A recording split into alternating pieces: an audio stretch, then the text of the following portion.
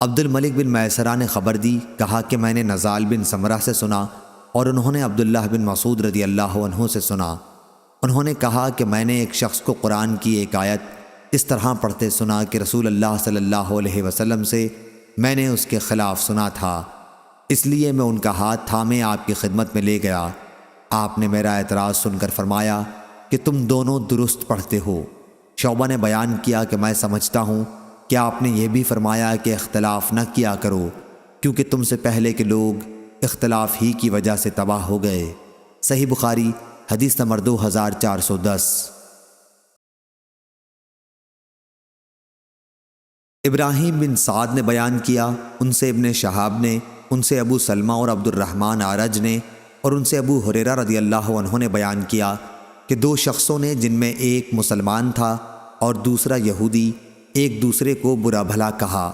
مسلمان نے کہا اس ذات کی قسم جس نے محمد صلی اللہ علیہ وسلم کو تمام دنیا والوں پر بزرگی دی، اور یہودی نے کہا اس ذات کی قسم جس نے موسیٰ علیہ السلام کو تمام دنیا والوں پر بزرگی دی۔ اس پر مسلمان نے ہاتھ اٹھا کر یہودی کے تمانچہ مارا۔ وہ یہودی نبی کریم صلی اللہ علیہ وسلم کی خدمت میں حاضر ہوا اور مسلمان کے ساتھ اپنے واقعے کو بیان کیا۔ پھر حضور صلی اللہ علیہ وسلم نے اس مسلمان کو بلایا اور ان سے واقعے کے متعلق پوچھا۔ انہوں نے آپ کو اس کی تفصیل بتا دی۔ آپ نے اس کے بعد فرمایا، مجھے موسیٰ علیہ السلام پر ترجیح نہ دو۔ لوگ قیامت کے دن بے ہوش کر دیے جائیں گے، میں بھی بے ہوش ہو جاؤں گا۔ بے ہوشی سے ہوش میں آنے والا سب سے پہلا شخص میں ہوں گا، لیکن موسیٰ علیہ السلام کو عرش الہی کا کنارہ پکڑے ہوئے پاؤں گا۔ اب مجھے معلوم نہیں کہ موسیٰ بھی بے ہوش ہونے والوں میں ہوں گے اور مجھ سے پہلے انہیں ہوش آ جائے گا، یا اللہ تعالیٰ نے ان کو ان لوگوں میں رکھا ہے جو بے ہوشی سے مستثنیٰ ہیں۔ صحیح بخاری حدیث نمبر 2411۔ عمرو بن یحییٰ نے بیان کیا، ان سے ان کے باپ یحییٰ بن عمارہ نے، اور ان سے ابو سعید خدری رضی اللہ عنہ نے بیان کیا کہ رسول اللہ صلی اللہ علیہ وسلم تشریف فرما تھے کہ ایک یہودی آیا اور کہا، اے ابو القاسم، آپ کے اصحاب رضی اللہ عنہم میں سے ایک نے مجھے تمانچہ مارا ہے۔ آپ نے دریافت فرمایا، کس نے؟ اس نے کہا کہ ایک انصاری نے۔ آپ نے فرمایا کہ انہیں بلاؤ۔ وہ آئے تو آن حضرت صلی اللہ علیہ وسلم نے پوچھا، کیا تم نے اسے مارا ہے؟ انہوں نے کہا کہ میں نے اسے بازار میں یہ قسم کھاتے سنا، اس ذات کی قسم جس نے موسیٰ علیہ السلام کو تمام انسانوں پر بزرگی دی۔ میں نے کہا، او خبیث، کیا محمد صلی اللہ علیہ وسلم پر بھی؟ مجھے غصہ آیا اور میں نے اس کے منہ پر تھپڑ دے مارا۔ اس پر نبی کریم صلی اللہ علیہ وسلم نے فرمایا، دیکھو، انبیاء میں باہم ایک دوسرے پر اس طرح بزرگی نہ دیا کرو۔ لوگ قیامت میں بے ہوش ہو جائیں گے، اپنی قبر سے سب سے پہلے نکلنے والا میں ہی ہوں گا، لیکن میں دیکھوں گا کہ موسیٰ علیہ السلام عرش الہی کا پایا پکڑے ہوئے ہیں۔ اب مجھے معلوم نہیں کہ موسیٰ علیہ السلام بھی بے ہوش ہوں گے اور مجھ سے پہلے ہوش میں آ جائیں گے، یا انہیں پہلی بے ہوشی جو طور پر ہو چکی ہے وہی کافی ہوگی۔ صحیح بخاری حدیث نمبر 2412۔ حمام نے بیان کیا، ان سے قتادہ نے، اور ان سے انس رضی اللہ عنہ نے بیان کیا کہ ایک یہودی نے ایک لڑکی کا سر دو پتھروں کے درمیان رکھ کر کچل دیا تھا، اس میں کچھ جان باقی تھی۔ اس سے پوچھا گیا کہ تیرے ساتھ یہ کس نے کیا ہے؟ کیا فلاں نے؟ جب اس یہودی کا نام آیا تو اس نے اپنے سر سے اشارہ کیا کہ ہاں۔ یہودی پکڑا گیا اور اس نے بھی جرم کا اقرار کر لیا۔ نبی کریم صلی اللہ علیہ وسلم نے حکم دیا اور اس کا سر بھی دو پتھروں کے درمیان رکھ کر کچل دیا گیا۔ صحیح بخاری حدیث نمبر 2413۔ عبداللہ بن دینار نے بیان کیا، انہوں نے کہا کہ میں نے عبداللہ بن عمر رضی اللہ عنہ سے سنا، آپ نے کہا کہ ایک صحابی کوئی چیز خریدتے وقت دھوکہ کھا جایا کرتے تھے۔ نبی کریم صلی اللہ علیہ وسلم نے ان سے فرمایا کہ جب تو خریدا کرے تو کہہ دیا کر کہ کوئی دھوکہ نہ ہو، بس وہ اسی طرح کہا کرتے تھے۔ صحیح بخاری حدیث نمبر 2414۔ ابن ابی ذئب نے بیان کیا، ان سے محمد بن منقدر نے، اور ان سے جابر رضی اللہ عنہ نے، کہ ایک شخص نے اپنا ایک غلام آزاد کیا، لیکن اس کے پاس اس کے سوا اور کوئی مال نہ تھا۔ اس لیے نبی کریم صلی اللہ علیہ وسلم نے اسے اس کا غلام واپس کر دیا اور اسے نعیم بن نجام نے خرید لیا۔ صحیح بخاری حدیث نمبر 2415۔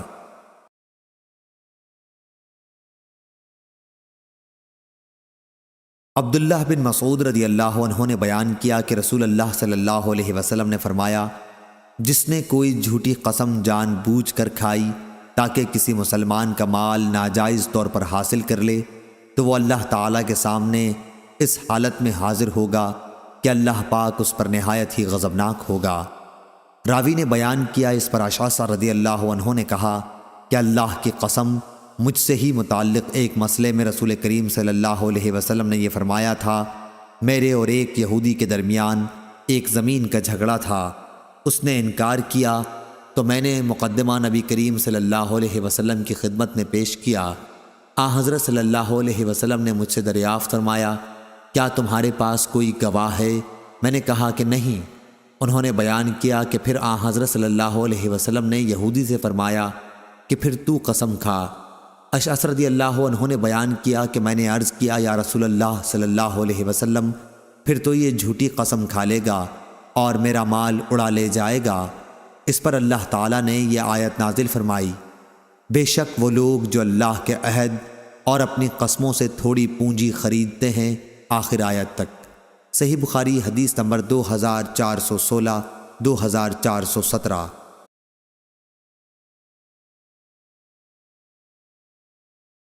یونس نے خبر دی، انہیں زہری نے، انہیں عبداللہ بن کعب بن مالک رضی اللہ عنہ نے، انہوں نے کعب رضی اللہ عنہ سے روایت کیا کہ انہوں نے ابن ابی حدرد رضی اللہ عنہ سے مسجد میں اپنے قرض کا تقاضا کیا، اور دونوں کی آواز اتنی بلند ہو گئی کہ رسول کریم صلی اللہ علیہ وسلم نے بھی گھر میں سن لی۔ آپ صلی اللہ علیہ وسلم نے اپنے حجرے مبارک کا پردہ اٹھا کر پکارا، اے کعب!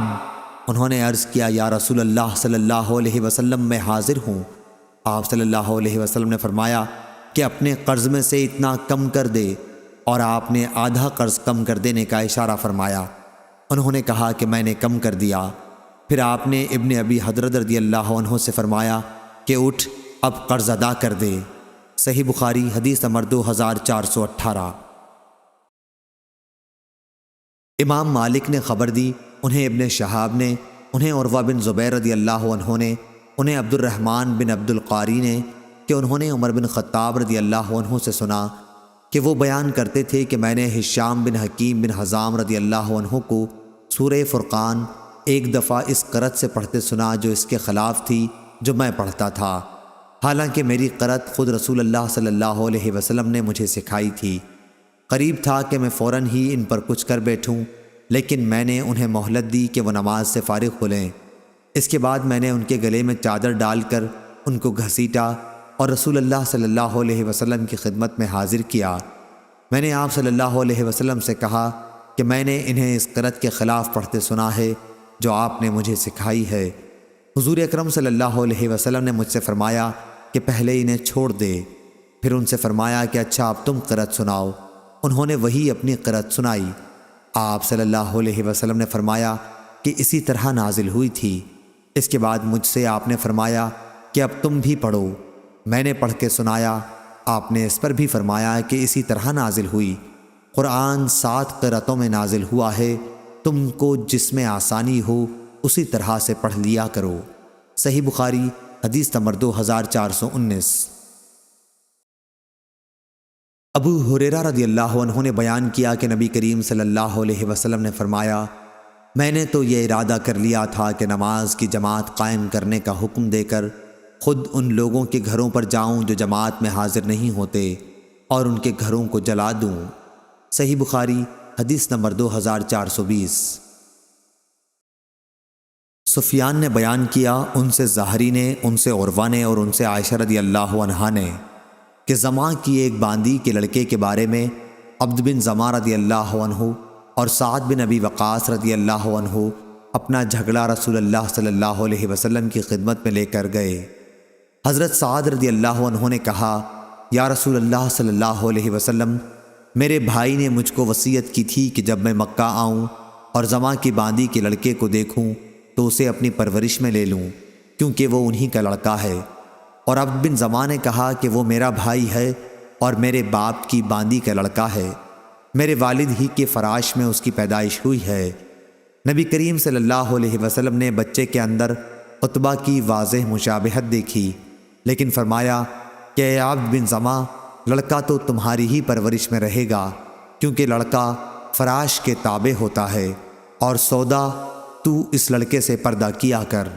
صحیح بخاری حدیث نمبر 2421۔ لیث نے بیان کیا، ان سے سعید بن ابی سعید نے، اور انہوں نے ابو ہریرہ رضی اللہ عنہ کو یہ کہتے سنا کہ رسول کریم صلی اللہ علیہ وسلم نے چند سواروں کا ایک لشکر نجد کی طرف بھیجا۔ یہ لوگ بنو حنیفہ کے ایک شخص کو جس کا نام ثمامہ بن اسال تھا اور جو اہل یمامہ کا سردار تھا پکڑ لائے اور اسے مسجد نبوی کے ایک ستون سے باندھ دیا۔ پھر رسول کریم صلی اللہ علیہ وسلم تشریف لائے اور آپ نے پوچھا، ثمامہ تو کس خیال میں ہے؟ انہوں نے کہا، اے محمد میں اچھا ہوں۔ پھر انہوں نے پوری حدیث ذکر کی۔ آپ صلی اللہ علیہ وسلم نے فرمایا تھا کہ ثمامہ کو چھوڑ دو۔ صحیح بخاری حدیث نمبر 2422۔ سعید بن ابی سعید نے بیان کیا، انہوں نے ابو ہریرہ رضی اللہ عنہ سے سنا، آپ نے بیان کیا کہ نبی کریم صلی اللہ علیہ وسلم نے سواروں کا ایک لشکر نجد کی طرف بھیجا، جو بنو حنیفہ کے ایک شخص ثمامہ بن اسال کو پکڑ لائے اور مسجد کے ایک ستون سے اس کو باندھ دیا۔ صحیح بخاری حدیث نمبر 2423۔ جعفر بن ربیعہ نے بیان کیا، ان سے عبد الرحمن بن ہرمز نے، ان سے عبداللہ بن کعب بن مالک انصاری نے، اور ان سے کعب بن مالک رضی اللہ عنہ نے کہ عبداللہ بن ابی حضرت اسلمی رضی اللہ عنہ پر ان کا قرض تھا۔ ان سے ملاقات ہوئی تو انہوں نے ان کا پیچھا کیا، پھر دونوں کی گفتگو تیز ہونے لگی اور آواز بلند ہو گئی۔ اتنے میں رسول کریم صلی اللہ علیہ وسلم کا ادھر سے گزر ہوا اور آپ نے فرمایا، اے کعب، اور آپ نے اپنے ہاتھ سے اشارہ کر کے گویا یہ فرمایا کہ آدھے قرض کی کمی کر دے۔ چنانچہ انہوں نے آدھا لے لیا اور آدھا قرض معاف کر دیا۔ صحیح بخاری حدیث نمبر 2424۔ شعبہ نے خبر دی، انہیں اعمش نے، انہیں ابو زحا نے، انہیں مسروق نے، اور ان سے خباب رضی اللہ عنہ نے بیان کیا کہ میں جاہلیت کے زمانے میں لوہے کا کام کرتا تھا اور عاص بن وائل کافر پر میرے کچھ روپے قرض تھے۔ میں اس کے پاس تقاضا کرنے گیا تو اس نے مجھ سے کہا کہ جب تک تو محمد صلی اللہ علیہ وسلم کا انکار نہیں کرے گا میں تیرا قرض ادا نہیں کروں گا۔ میں نے کہا، ہرگز نہیں، اللہ کی قسم میں حضرت محمد صلی اللہ علیہ وسلم کا انکار کبھی نہیں کر سکتا، یہاں تک کہ اللہ تعالیٰ تمہیں مارے اور پھر تم کو اٹھائے۔ وہ کہنے لگا کہ پھر مجھ سے بھی تقاضا نہ کر، میں مر کے دوبارہ زندہ ہوں گا اور مجھے دوسری زندگی میں مال اور اولاد دی جائے گی تو تمہارا قرض بھی ادا کر دوں گا۔ اس پر یہ آیت نازل ہوئی، تم نے اس شخص کو دیکھا جس نے ہماری آیتوں کا انکار کیا اور کہا کہ مجھے مال اور اولاد ضرور دی جائے گی، آخر آیت تک۔ صحیح بخاری حدیث نمبر 2425۔